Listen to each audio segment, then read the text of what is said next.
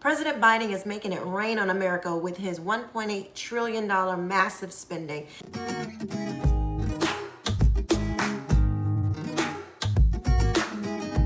So Joe Biden is going to give his, what we would normally call a State of the Union address, but he's not going to be giving a State of the Union address. It's just going to be the joint Congress session speech, which is odd because normally by now the president would have given a State of the Union address, but we haven't seen one from Joe Biden. I don't think that we actually will. And so it's kind of, sort of, but not really a State of the Union. Also, he's only allowing invited members of Congress to come to witness the speech.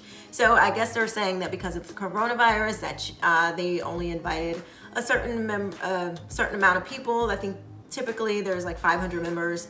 However, there are only going to be 200 members present. It's crazy to me because haven't all, like most of them or the majority of them, have been vaccinated already? So I don't understand with the CDC just putting out this information saying that, you know, if you're vaccinated, you can, you know, they grant us permission to be amongst the others, you know. So if we're now granted permission to be amongst others, then I don't understand why they can't gather together. So what exactly will President Biden be talking about tonight? So on the news, they're saying that Biden will be talking about the American Families Plan. You gotta love that name.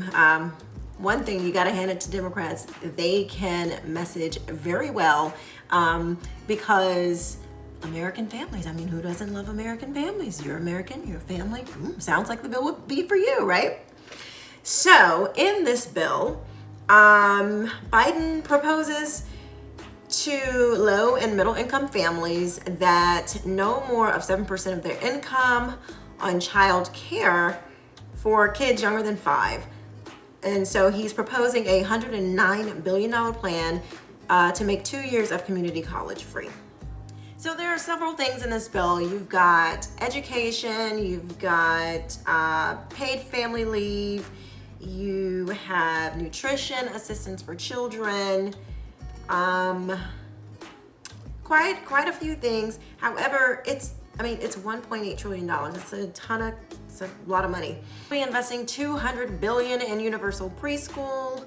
Let's see, it says Biden is calling for the federal government to invest $200 billion in universal preschool for all 3 and 4-year-olds through a national partnership with states. The administration estimates it would benefit 5 million children and save average family $13,000 when fully implemented.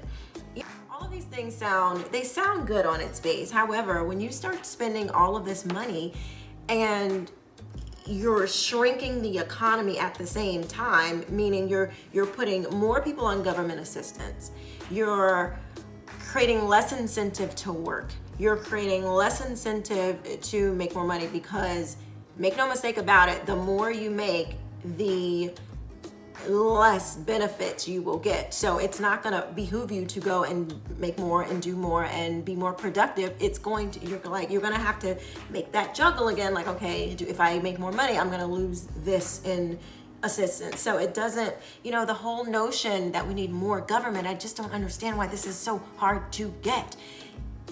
Whatever you subsidize, you'll get more of. So if the government is subsidizing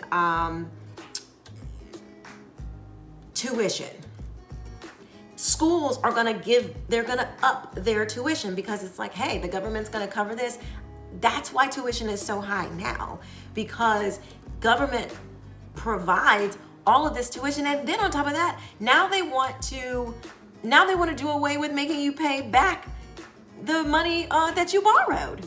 So you get these government programs that it's like, it's just like money going out everywhere, and it just doesn't really make sense. If I raise my price and I know the government is going to pay for it, where is the incentive for me to keep cost at a reasonable pace? There is no incentive to keep it at a reasonable pace. Anyway, so there's a ton of things in this bill. It's just, more government dependency. It almost feels like, you know, they are going full force, full steam ahead to get every American sucked into this government dependency, so therefore they can control what you do. Because make no mistake about it, the more control you give them, the more, this is not a something for free. You know, this is an exchange. When you give them, when you depend on them for their for that money, they know that there will be an exchange of your vote, an exchange of your freedom, an exchange of your dependency, of you know, relying on yourself, relying on your family, relying on your religion, relying on your community, and more dependency on them, which gives them more control. So it behooves us to read about this stuff very carefully and make sure we're like, okay, making them pump the brakes on some of these ridiculous spending bills, because at the end of the day, mama always said, ain't nothing for free. So, you know, we can think that we have just such a benevolent government, which where does that exist?